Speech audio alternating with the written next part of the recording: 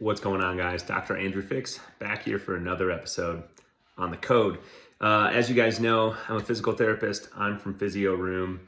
This is the code, and we really appreciate your time tuning in however you're listening to this podcast, whether it's you're watching it on YouTube or you're listening to it on Apple, Spotify, some other platform, whatever it is. Really appreciate your guys' time tuning in to catch us here. And I think you're going to like this one. I'm going to like it because I'm playing with a football. And whenever I've got something in my hand that I can throw, man, it's hard not to have me in a good mood. So what I want to talk to you guys about is this idea of stress, right? And generally, what we hear a lot of now is, one, everybody's too stressed. And two, we're all trying to figure out ways to reduce our stress. How can we manage it better? How can we eliminate it? How can we decrease it, et cetera, et cetera.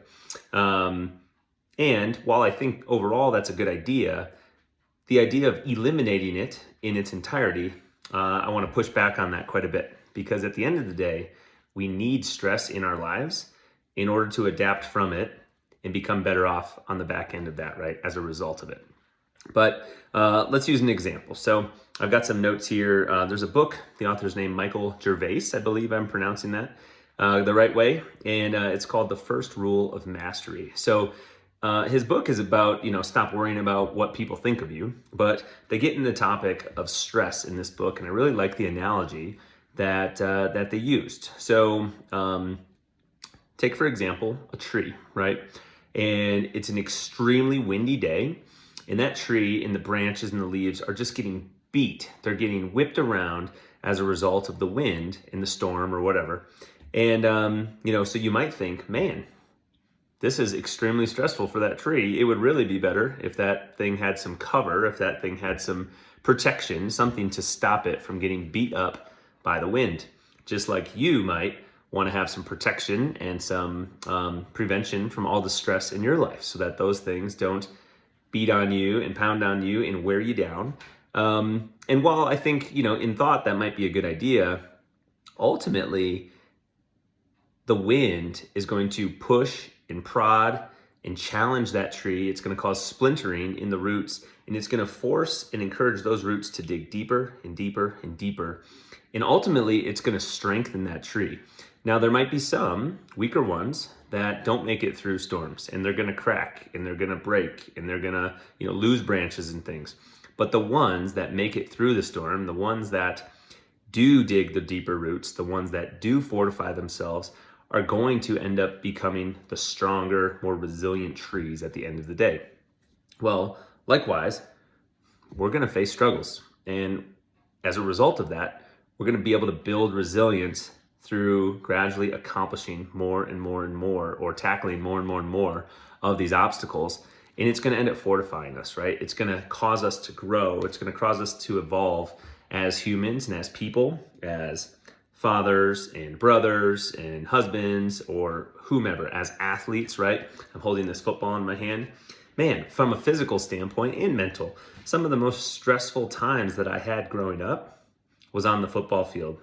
Usually in practice, honestly, more than games. It was the challenges and the critiques and the sometimes yelling from the coaches, right? It was stressful. The work physically that we had to put in, the gassers and the conditioning that we had to run, the weightlifting and the strength training that we had to do, that stuff was stressful and challenging. And as a result of it, we come out better on the other end.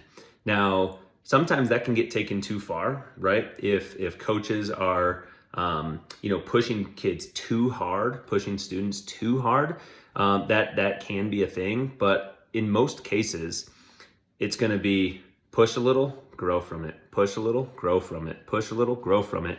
And you're not going to meet too many people who are past their playing career of youth sports, high school sports, college, that don't feel like they benefited way more than the negative side from their participation in that. And some of their most challenging, but also most rewarding moments are going to come from those highly stressful environments, right?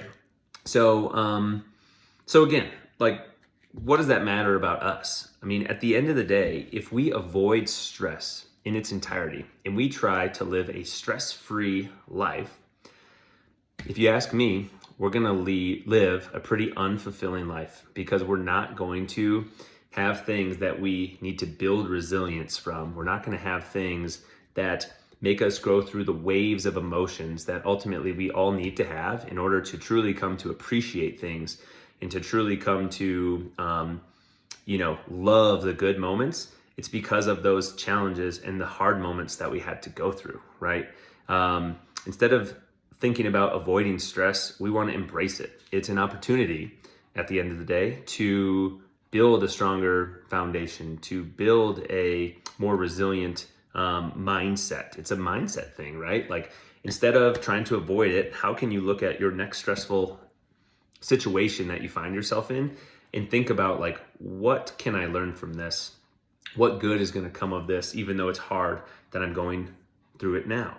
So, some other prompts here, some other questions that might be good to ask yourself. What stresses now in your life could be opportunities for growth? How could you embrace the challenges that you're going through to strengthen your personal and professional resilience, right? Because this doesn't just happen on the personal side. You're going to go through tons of stressful times at work, if not more. I mean, depends on your situation, right? And your family, your personal life situation compared to your work situation. One might be significantly different than the other.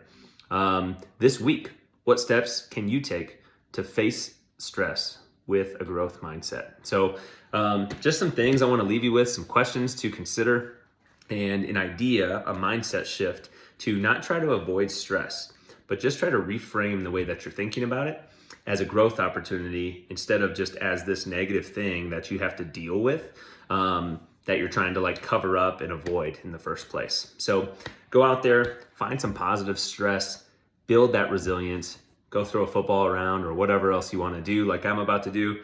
And we hope you guys catch us on the next episode of The Code. We'll see you later.